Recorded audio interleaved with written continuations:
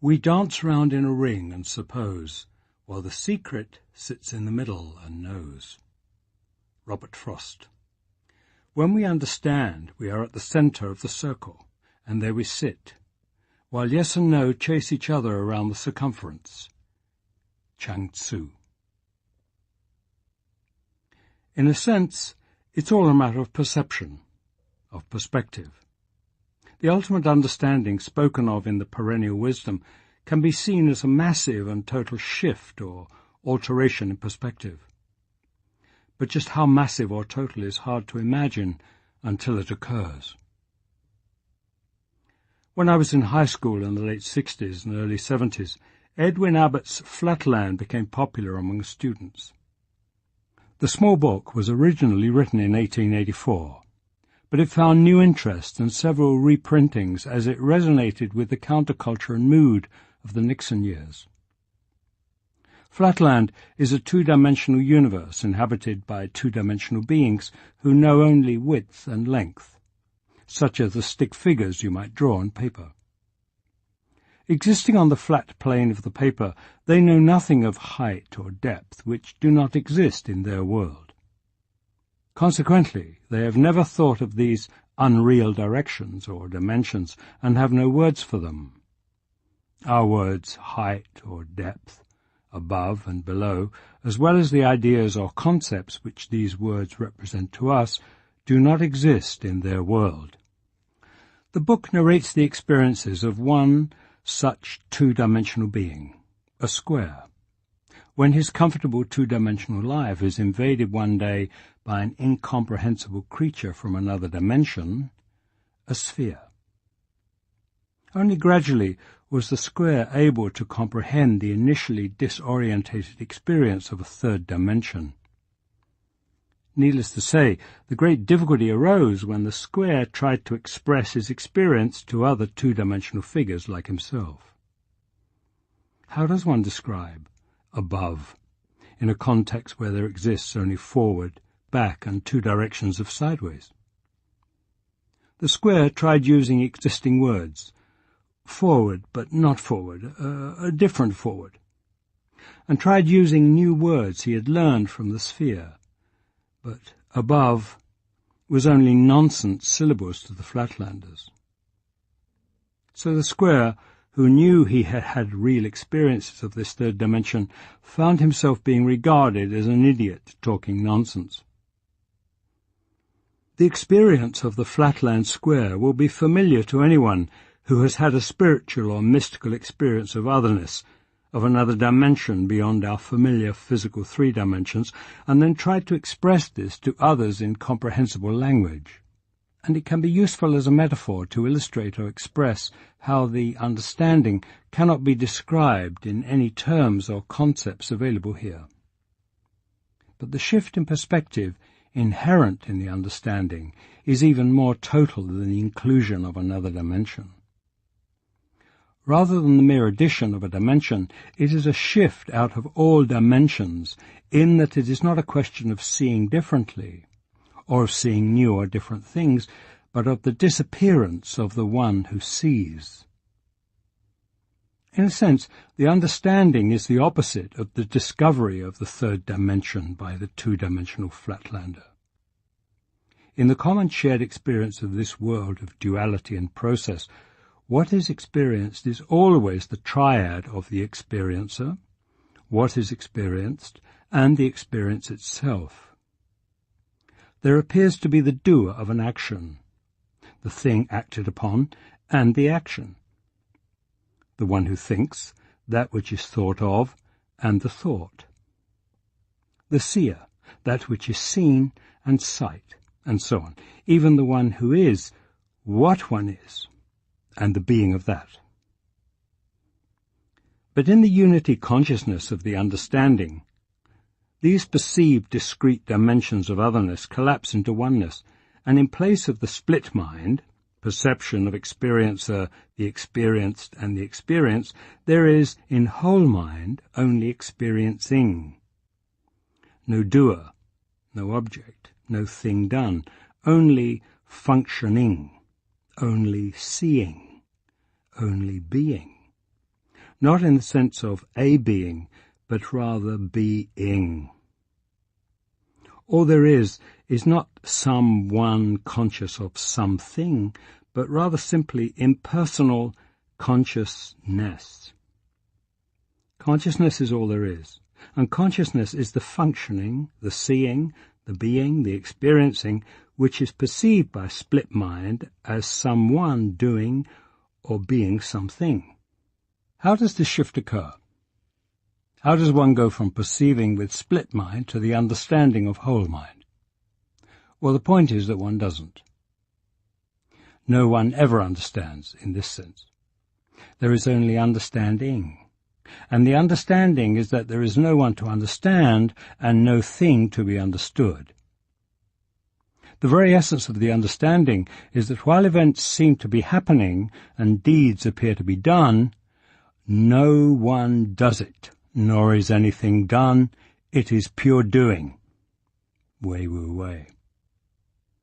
There is no individual to do or understand anything. There is no thing to be done or understood. Appearances notwithstanding, there are no discrete individuals or entities of any kind anywhere.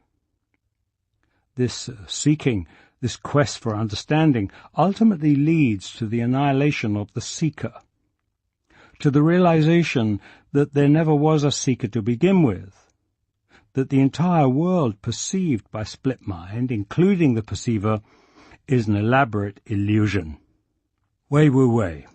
It is important to understand that there is nothing to acquire, but only an error to be exposed, because acquiring necessarily involves using and so strengthening that spurious I whose dissolution we require.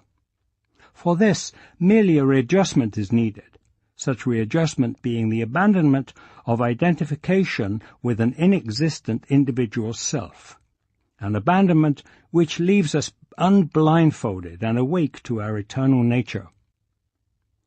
To seek to persuade ourselves that we do not exist as individual entities is, however, to ask the I to believe that what it is looking at is not there. But it is not we alone who have no existence as entities. There are not any anywhere in the reality of the cosmos, never have been and never could be. Only the whole mind can reveal this knowledge as direct cognition, which, once realized, is obvious. This is the total readjustment, and only I remains. It's not new or even unusual to think of all this world and life as an illusion or a dream. The analogy is all around us, from Shakespeare, "We are such stuff as dreams are made on," to nursery rhymes, "Merrily, merrily, merrily, merrily, life is but a dream." What hardly anyone realizes is that the one who might think he understands this is himself a dream character, part of the illusion. That the mind which thinks life is but a dream does not itself have an existence apart from the dream. That this thought arises only within and as part of the dream. Naturally, this is enough to put off most of the human race. Does exist, cannot be expressed. Two more examples. Get in an airplane in Oklahoma. Fly straight south. What do you fly over? If you answer Texas, I have news for you. There is no such thing as Texas. If you look down while flying south, you will not see any such thing as Texas.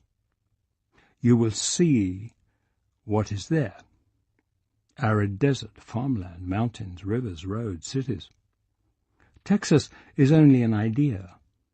It exists only as an agreed-upon conceptual construct. There is nothing real about the border between Texas and Oklahoma, and you will not see it if you fly over it. The delineation, the distinction, the decision to call this bit of land Texas and a few feet over here to call it Oklahoma exists only in the mind as a thought construct. The separation into discrete separate entities is a layer added in thought only. This distinction, this naming, this separation, these things as separate entities, do not exist except as ideas. You and me are Texas. Next time you go to a movie, stop when you leave the theatre and think about what you have just seen. When you start to describe the movie, I would ask you to stop. The movie may be what you saw, but it is not what was there. You were in the movie theatre for some 2 hours, and for almost the entire time you were staring steadily at the screen in the front of the theatre. Yet if I asked you to describe that screen to me, you might look at me blankly, because the beams of coloured light that were projected at the screen the entire time, you did not see the screen, even though it was there and you were looking at it. There were no real people or landscapes or events up there on the screen, although you probably got caught up in the story and the emotion of the movie as if it were real. That's what you go to movies for. And if you spend any time during the movie thinking this isn't real, it probably wasn't a very good movie. The projection of light onto the screen caused the appearance of people and places and events that looked real and evoked mental and emotional responses in you. But all the time, you never saw the screen, which is what you were actually staring at for 2 hours, and without which the projected light would not have fallen on anything, and you would not have been able to see the movie either. You and me are the movie. It's also all a matter of perspective in an even simpler, more subtle way. How we perceive things, and therefore what we call real or true or right, has to do with our perspective from where we sit in the overall continuum. This is basic, but it is so often completely overlooked. The tendency is to absolutize one's own perspective, to make everything relative to that, when in fact our perspective is what is relative. The entire history of humanity, including the present, is filled with every form of exploitation and subjugation and injustice and intolerance, all of it made possible by the fact that from some perspective, from some point of view, it seems justified. Clearly, the basic assumption about the way things are in fact very relative and dependent on perspective, on one's relative position in the overall spectrum. The understanding carries with it a massive shift in this perspective. To the dream characters, things in life matter and are important. From the latest war to the environment, to what your children are being taught in school, to the way that man just looked at you. Things and events are thought to have significance and to be important. That's what seems to make life worth living. Thinking of things as important and having value. Causes, crusades, principles, values. Getting involved in what you believe is right. Working against what you believe is wrong. Making the world a better place. But in the understanding, it is seen that all this only serves to further the illusion and perpetuate suffering. Values, seen as absolute in the dream, upon examination turn out to be arbitrary. The values espoused in one body-mind are dependent on the programming and conditioning from a certain time and nation and culture and race and family, and are the opposite of values held just as dearly in another body-mind. Right, wrong, good, evil, important, unimportant, according to whom? From whose perspective? It is the way of all the earth for most people to feel that those things that are closest to them are most important. From your perspective, you will most likely feel more distraught over the death of one family member than you will over the death of thousands in a foreign country you have never seen. From one perspective, an act of terror is evidence of evil. From another, it is evidence that God is great. It is neither. It just is. It all simply arises in the wholeness of consciousness, which is totally impersonal and entirely neutral. Right or wrong, important or not, are only your projections from your perspective.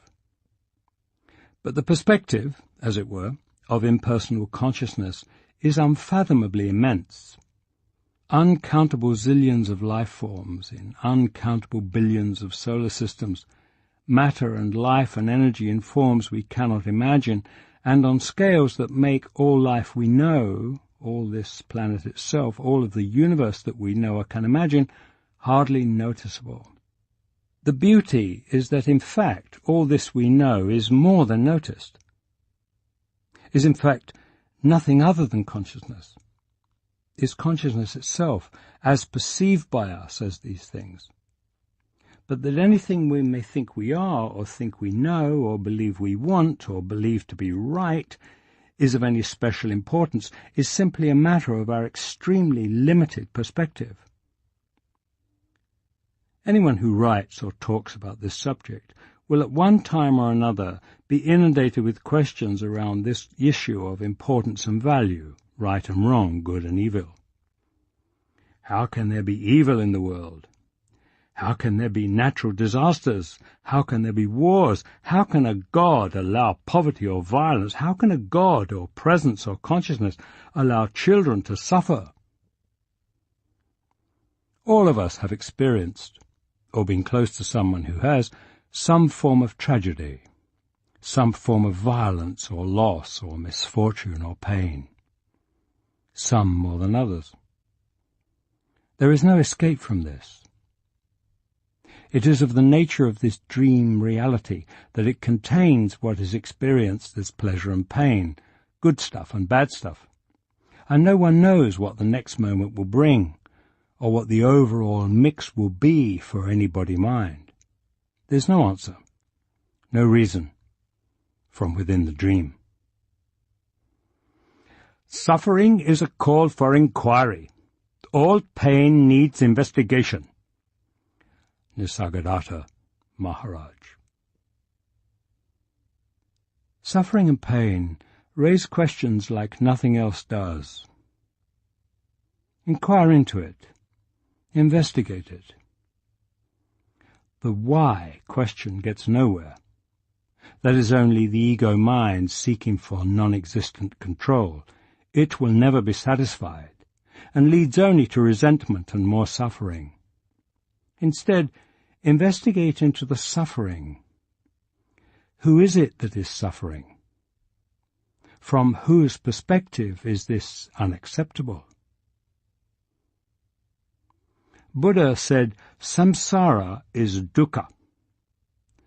Taking the dream to be real is not what causes suffering. It is the suffering. The only possible solution to the question of evil and suffering is to see through the illusion. Suffering in all its forms is the greatest invitation to awaken, and it is never far away. Or, in the immortal words of Humphrey Bogart's Rick in Casablanca, it doesn't take much to see that the problem of three little people don't amount to a hill of beans in this crazy world. Someday you'll understand that. Chapter 24. Incredibly simple. Please understand that there is only one thing to be understood, and that is that you are the formless, timeless, unborn. Nisargadatta Maharaj. Here is just emptiness. There is no getting my ego out of the way and all that stuff. There is just the seeing, shining in great brilliance and clarity. Douglas Harding. Look, it's all so incredibly simple. There is no one here.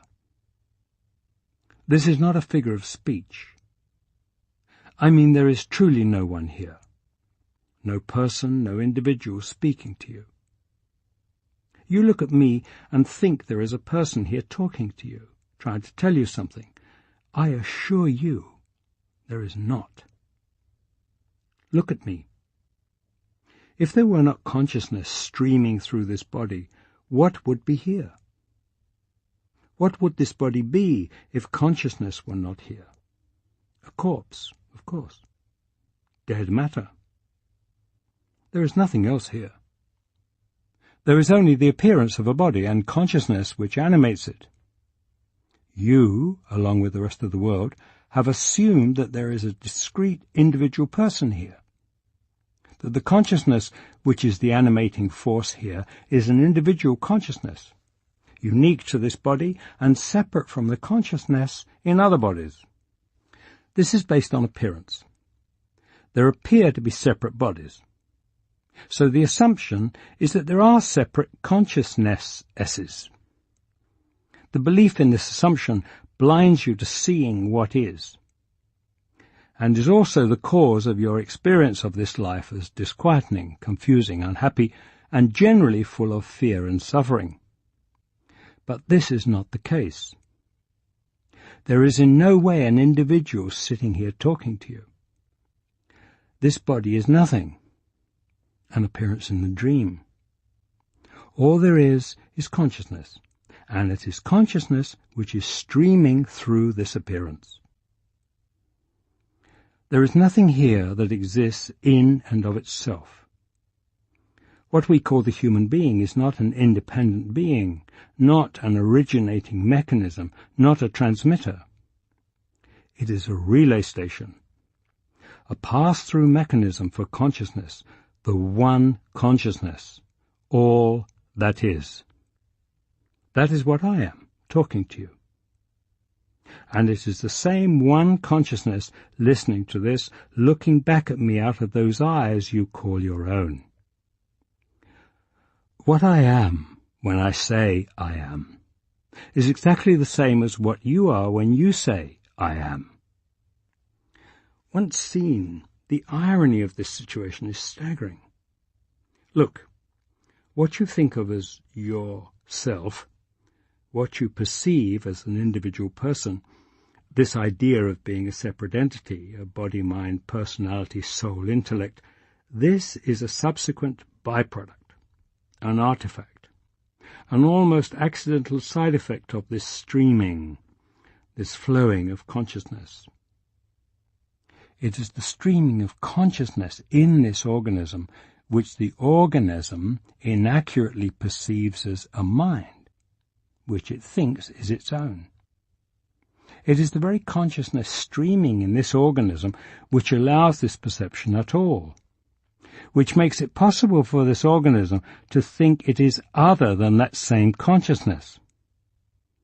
A simple, innocent misperception, and a silly one, because the very one who appears to be thinking this, who appears not to see, not to understand that it is not as a separate individual and is only as all that is itself the very I-ness that is the only isness of all seeing, of all understanding. Look into what is behind this perception.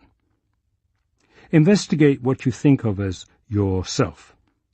This is the purpose, the meaning of all spirituality, of all seeking, of your very being, to understand this amazing intricate play of consciousness by seeing what is this illusion, this mistaken perception, and what is its source which makes it possible.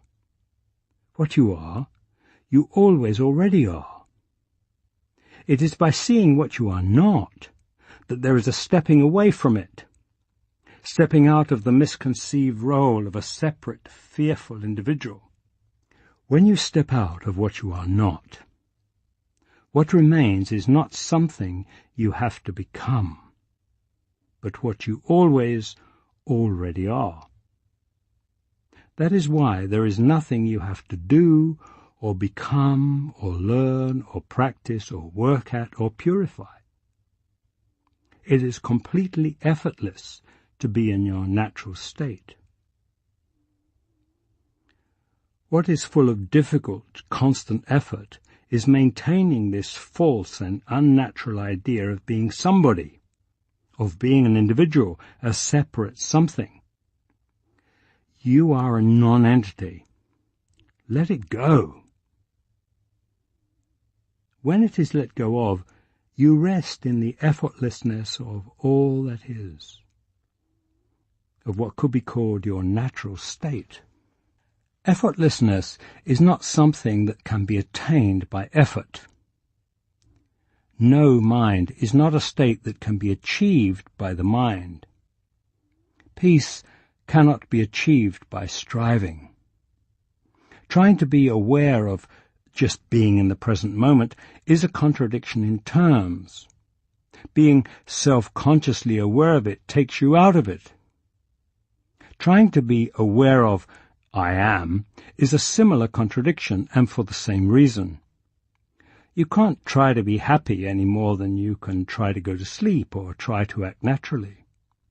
You only act naturally when you are not trying, not thinking, but simply going about life. People would come from all over India and the whole world to see Ramana Maharshi and ask him for advice on the spiritual path. His advice? Just be yourself. This is what Nisargadatta Maharaj said of your natural state, of what you are naturally, spontaneously, without effort. This state is before the appearance of beingness. It is prior to or beyond beingness and non-beingness. I am, in that state which existed before the arrival of beingness and non-beingness. With the arrival of the waking state, all the world becomes manifest. Because of my beingness, my world is manifest. That also is observed by that state which is prior to beingness, and you are that. Chapter 25. Never interfere. To free people from the idea that they suffer is the greatest compassion. Tony Parsons. Greater than the greatest good in life is to know who we are. Nisargadatta Maharaj. To questions as to why he was not out helping the world or working to ease suffering, or at least trying to reach more people with the teaching, Ramana Maharshi would answer, first, how do you know I am not? Your judgments are based on physical appearances only. And secondly, why do you assume that there is something that needs to be done, that the world needs helping, or that people need to hear a teaching? From a certain perspective, there seem to be many ironies to this whole awakening thing. One such apparent irony has to do with why social action seems to be engaged in by so few of the truly awakened. These mind-body instruments in whom is known first-hand and without doubt the dreamlike and illusory nature of what others call the real world, to whom this world truly appears, in the Buddha's words, as a star at dawn, a bubble floating on a stream, a flickering lamp, a flash of lightning in a summer cloud, an echo, a rainbow, a phantom, and a dream. The Diamond Sutra. Such would seem thereby to be in a unique position to effect change, dispel evil, propagate peace and beauty, heal pain and sickness, and generally improve conditions all around. Yet it is precisely these who most often have the least inclination to do anything of the sort. There are some exceptions, of course, rare examples, both historic and current, of awakened healers, activists, and miracle workers. The spiritual and mental technologies exist to bend and stretch the apparent laws of time and nature. But the way of the yogi, the adept specializing in such means, and that of the jnani, the sage who surrenders into self-annihilation of self-realization, are widely divergent, if not strictly mutually exclusive paths. For the most part, the one who has fully investigated himself, the one who has come to understand, will never try to interfere with the play of consciousness. Nisargadatta Maharaj. The profound awareness is that everything is perfect as it is. That is perfect. This is perfect. Perfect comes from perfect. Take perfect from perfect, and the remainder is perfect. Isha Upanishad. And by perfect, I do not mean any kind of judgment about good or bad, or being better than something else. I mean it in the sense that the understanding is perfect as vast space is perfect, where nothing is lacking and nothing is in excess. Seng San.